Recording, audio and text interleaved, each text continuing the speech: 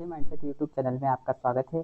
आज हम जो पहला पार्ट था हमने उस पर चर्चा करी थी फजल अली आयोग पर, और आज हम राज्य पुनर्गठन आयोग या फजल अली आयोग के दूसरे पार्ट पर चर्चा कर रहे हैं। ठीक है, इसकी मुख्य सिफारिशें क्या थी, आइए देखते हैं।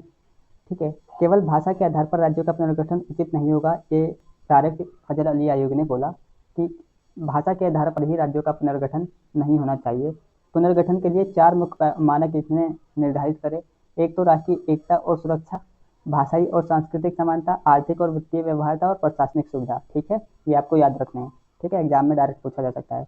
और अंत में इसने बोला 27 राज्य जो उस समय पर थे, ठीक है, 27 राज्य उस समय पे थे, उनको पुनर्गठित कर 16 राज्य और 3 केंद्र शासित प्रदेशों में बनाने की सिफारिश की थी। ठीक है, ऐसा इनने सिफारिश की थी। ठीक है, फाइनली। ठीक है, आगे देखते हैं हम।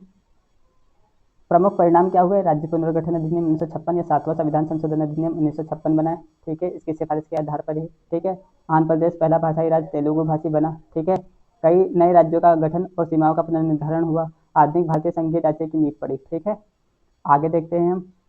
महत्व क्या था इसका। राष्ट्रीय एकता और क्षेत्रीय आकांक्षाओं में संतुलन स्थापित किया। राष्ट्रीय एकता और क्षेत्रीय आकांक्षाओं में संतुलन स्थापित किया।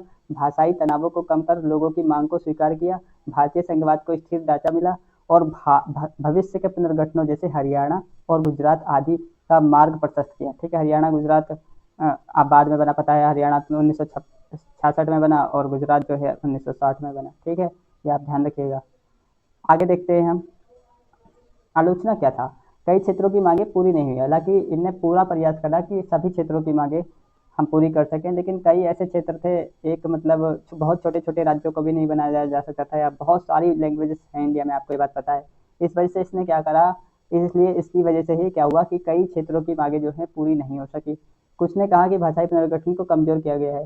ठीक है, इसने यह भी कहा कि भाई भाषाई पुनर्गठन जो है, जो रियल मांग थी, कुछ लोगों ने बोला कि जो रियल मांग थी वो नहीं करी गई है पूरी। ठीक है, और जो प्रशासनिक सुविधा ही वर्तमान मतलब प्रशासनिक सुविधा लगभग वही पुनर्गठन किया गया प्रशासनिक सुविधा के अनुसार ही। ठीक है, 1956 के बाद भी राज्यों के गठन की प्रक्रिया जारी रही।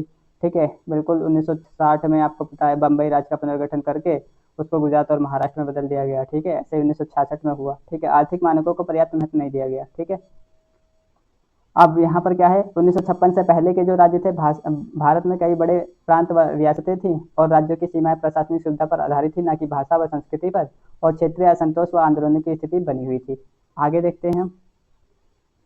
1956 के बाद जो भारतीय नक्शा है वो कैसा। भाषाई आधार पर राज्यों का पुनर्गठन हुआ। 14 राज्य, 6 केंद्र शासित प्रदेश बने। केंद्र राष्ट्रीय एकता मजबूत हुई और प्रशासनिक सुविधा बढ़ी। ये भारतीय संघीय ढांचे का नया दौर था। ठीक है, तो यहाँ पर निष्कर्ष देख लेते हैं हम। फजल अली आयोग ने आधुनिक भारत को नई दिशा दी, विविधता में एकता बनाए रखने का संतुलित दृष्टिकोण प्रस्तुत किया। इसका प्रभाव आज भी दिखता है, क्योंकि नए राज्यों की मांग समय समय पर उठती रहती है।